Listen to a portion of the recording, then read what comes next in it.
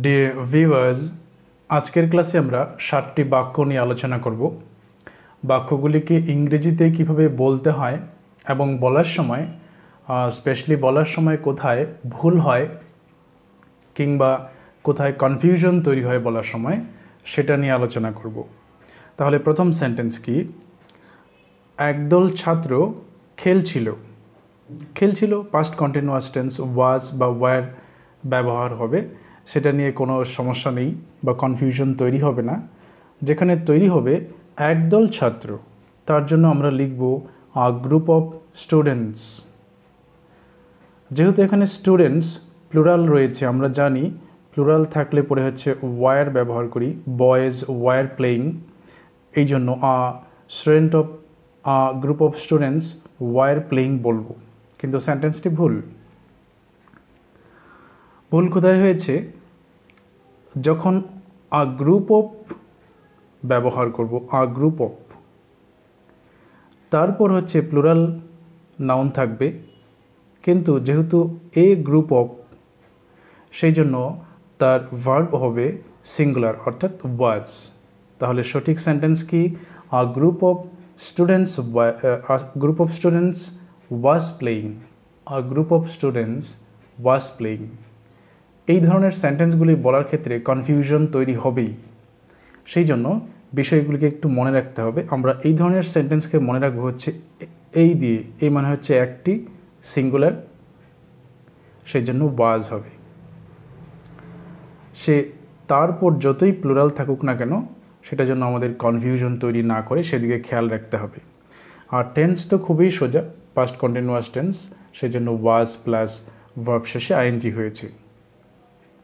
পরের সেন্টেন্স, ভাইদের সঙ্গে আমাকেও থামানো হয়েছিল, অর্থাৎ আমাকেও থামানো হয়েছিল প্যাসিভ, ভাইদেরকেও থামানো হয়েছিল। তাহলে I together with my brothers were stopped, were plus V3 passive, থামানো হয়েছিল কারোর দ্বারা, কেউ কাজটা করেছিল। তাহলে সেন্টেন্সটা এমন হবে, কিন্তু এই সেন্টেন্সটিতে একটি জায়গায় ভুল রয়েছে, সেটা হচ্ছে ব্রাদার্সের পর যেহেতু এটা প্লুরাল, সাধারণত আমাদের মনে হবে যে ওয়্যার ব্যবহার হবে, কিন্তু না। এই যে phrase together with, along with, এইসব যখন থাকবে, তারপর প্লুরাল থাকলেও তার সঙ্গে এগ্রিমেন্ট হবে না। যেমন এখানে ব্রাদার্স রয়েছে, এই ভার্বের এগ্রিমেন্ট হবে প্রথমে সাবজেক্টের সঙ্গে, যেমন এখানে I.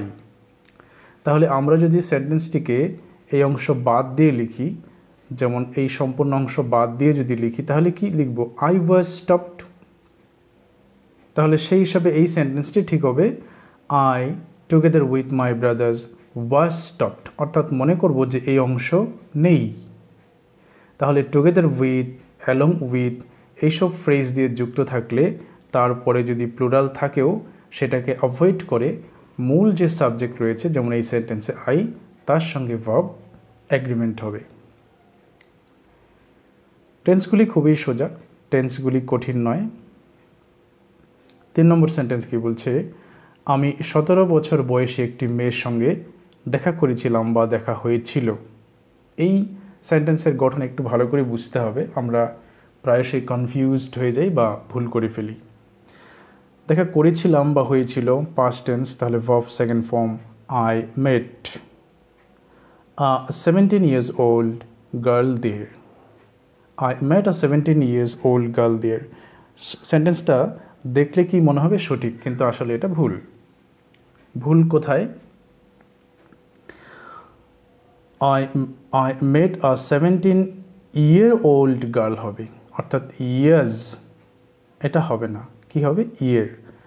I met a 17-year-old girl there, সেখানে 17 বছর বয়সী একটি মেয়ের সঙ্গে দেখা করেছিলাম। তাহলে ভুলটা কোথায় হবে আমরা পরের এক্সাম্পল একটু বুঝে নিই, যে আমরা এই ধরনের ফ্রেজকে কী করে ব্যবহার করব। যেমন এই সেন্টেন্সটাকে দেখি, আমার 6 বছর বয়সী একটি মেয়ে রয়েছে আমাদের। We have a 6-year-old daughter. লক্ষ্য করো এই যে কনস্ট্রাকশনস, 6, তারপর হচ্ছে ইয়ার, তারপরে ওল্ড শব্দটি, এই 3টে শব্দযুক্ত একটি কনস্ট্রাকশনের পর ডটার নাউন রয়েছে। তাহলে আমরা মনে রাখব যখন এক্স অর্থাৎ একটা সংখ্যা, ইয়ার অথবা মান্থ হতে পারে, ডে হতে পারে, উইক হতে পারে, তারপর ওল্ড যখন থাকবে এবং তারপর যখন নাউন থাকবে তাহলে সেখানে শুধু ইয়ার হবে, অর্থাৎ এস হবে না, ইয়ার্স হবে না। তাহলে এই কনস্ট্রাকশনে ইয়ার্স কখন হবে? যেমন এই সেন্টেন্সটি লক্ষ্য করো, our old daughter is 6 years old. Our daughter is 6 years old. এখানে লক্ষ্য করো আমরা ইয়ার্স ব্যবহার করেছি। তাহলে এখানে ওল্ডের পর কোনো নাউন নেই। আবার এই কনস্ট্রাকশনটা ব্যবহার হয়েছে ভার্বের পর। তাহলে আমরা মনে রাখব যখন ভার্ব যেমন এখানে ইজের পর, ভার্বের পর যখন এমন কনস্ট্রাকশন ইউজ হবে, অর্থাৎ 5 years বা 6 years, 10 years old, তখন আমরা এস যুক্ত করব যদি না এপাশে কোনো নাউন থাকে। আর যদি এপাশে কোনো নাউন থাকে, যেমন এখানে বয় রয়েছে, এই কনস্ট্রাকশন 6 years বা 10 years old and then old, boy noun থাকবে, তখন আমরা এস ছাড়া ব্যবহার করব 6 year old ডটার। তাহলে মনে রাখবো কনস্ট্রাকশনের পরে নাউন থাকলে এস হবে না, শুধু ইয়ার হবে বা ডে হবে বা মান্থ হবে। আর যদি ভার্বের পর ইউজ হয় তখন আমরা এসটাকে ব্যবহার করব। 4 নম্বর সেন্টেন্স, তার ইংরেজির জ্ঞান খুবই কম বা কম। His English knowledge is poor. English knowledge এমন টার্ম ইউজ হয় না, ইউজ হয় his knowledge of English, his knowledge of science, his knowledge of politics, এমন। সো এখানে কি হচ্ছে, his knowledge of English is poor, তার ইংরেজির জ্ঞান খুবই কম। সেন্টেন্সগুলিতে যে ফ্রেজগুলি ইউজ হচ্ছে আমরা কিন্তু খেয়াল না করেই ব্যবহার করি, বেশিরভাগ ক্ষেত্রেই হয়তো ভুল ব্যবহার করি।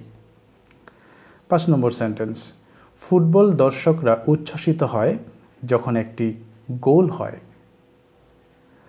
তাহলে the audiences of a football match are pleased, উচ্ছ্বসিত হয়, প্যাসিভে ইউজ করা রয়েছে। when a goal is made, যখন একটা গোল হয়। দুটো জায়গায় সেন্টেন্সটাতে ভুল রয়েছে। প্রথমে আমরা ব্যবহার করেছি অডিয়েন্স। তো ফুটবল অর্থাৎ কোনো স্পোর্টসের সঙ্গে যুক্ত ইভেন্ট যেগুলি পাবলিকলি হয় সেখানে সাধারণত স্পেকটেটর্স ইউজ হয়, দর্শক। The spectators of a football match are pleased, খুশি হয়। যেহেতু এখানে প্লুরাল সেহেতু আর ব্যবহার করেছি, are pleased. when a goal is scored, গোলের ক্ষেত্রে স্কোর, রানের ক্ষেত্রে স্কোর ইউজ হয় শব্দটি, মেক ভার্ব এখানে মেড ইউজ হয়েছে, সেটা হয় না। তাহলে স্পেকটেটর্স আর অডিয়েন্স, এই দুটোর মধ্যে পার্থক্য কি আমরা একটু দেখে নিই। স্পেকটেটর্স সাধারণত একটা জিনিস দেখে নাও শুনতে পারে, যেমন একটা ফুটবল ম্যাচ দেখছে, সেখানে কিছু নাও শুনতে পারে বা শুনতেও পারে, এবং সেটা সাধারণত স্পোর্টসের সঙ্গে ইভেন্টসগুলি যুক্ত, পাবলিকলি হচ্ছে, সেক্ষেত্রে আমরা স্পেকটেটর ইউজ করি। আর অডিয়েন্সের ক্ষেত্রে সেটা দেখতেও পারে, ওয়াচিং, আর শুনতেও পারে, লিসনিং, বা দুটোই হতে পারে। সেগুলি স্পেশালি কনসার্ট, কোনো নাটক চলছে, প্লে, বা কোনো পাবলিক মিটিং, সেখানে ইউজ হয়। আচ্ছা, তাহলে লিসেনিং ব্যাপারটাতে জোর দিতে হবে অডিয়েন্সের ক্ষেত্রে, বা দুটোই থাকতে পারে। তাহলে ইভেন্টসগুলিও রয়েছে আলাদা, পাবলিক, কনসার্ট, নাটক, মিটিং, আর এখানে স্পেকটেটর স্পেশালি স্পোর্টসের সঙ্গে যুক্ত। তাহলে দুটো কিন্তু আলাদা করে মনে রেখে ব্যবহার করতে হবে। নম্বর 6, আমি 3টে রুটি চাই। চাই present tense, I want 3 breads. সেন্টেন্সটি ভুল। কোথায় ভুল? ব্রেডস শুধু ব্যবহার হয় না, পিস অফ ব্রেড ব্যবহার হয়।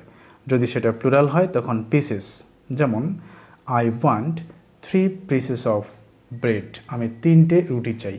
এখানে পিসেস মানে 3 টুকরো নয়, 3টে। I want 3 pieces of breads, অর্থাৎ 3টে রুটি চাই।